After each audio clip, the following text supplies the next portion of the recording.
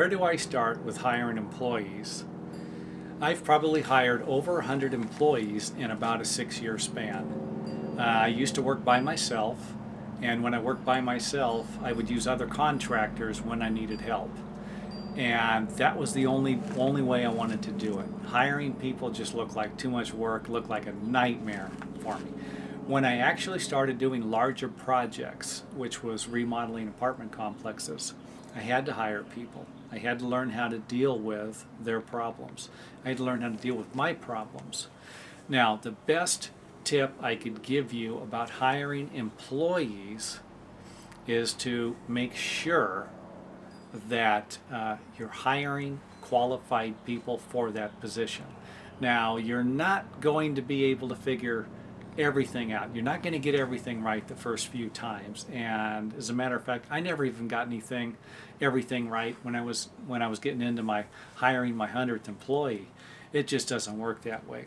Do the best you can and try to hire people on a temporary basis. That way, if they lie to you and they really can't do what they said they were going to do, you can let them go and try and find someone else.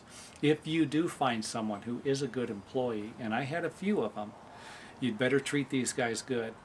And when I say treat them good, I mean treat them good. Pay them, give them incentives to do more work, offer them ways to make more money.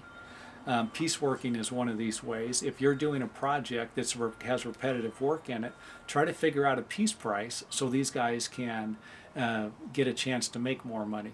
A piece price is actually just a price per unit. If you're installing doors, you can figure out how long it takes the average carpenter to install the doors. Let's just say it takes them an hour and they're getting $25 an hour.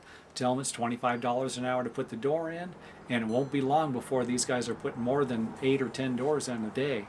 So offer some incentives. If you got good employees, treat them good. If you got bad ones, people that aren't working out, maybe they're bringing the morale down of other people working on the project, and this does happen, cut these people loose. Try and get rid of them. And make sure that you understand all of your employment laws for the state or city that you're in. You could actually have a brother-in-law in California who's doing something with his employees a little different, but you're not allowed to do it in your state. So make sure that you understand all of your employment laws. That is priority number one in hiring anyone ever. So try to find some good employees. The ones you find, keep them. The ones that really aren't working out, they're maybe right there. They're really not making you much money, but they're another body on the job, kind of keeping the superintendent or project manager happy by having a certain amount of employees. You're going to have to make your decision there. I would try to get rid of the dead weight and keep the good weight, especially if you're planning on building a large construction company. You're going to need people that are qualified. Otherwise, you're going to find yourself in a world of crap here, dealing with all sorts of different nightmares just by trying to grow without having the right people.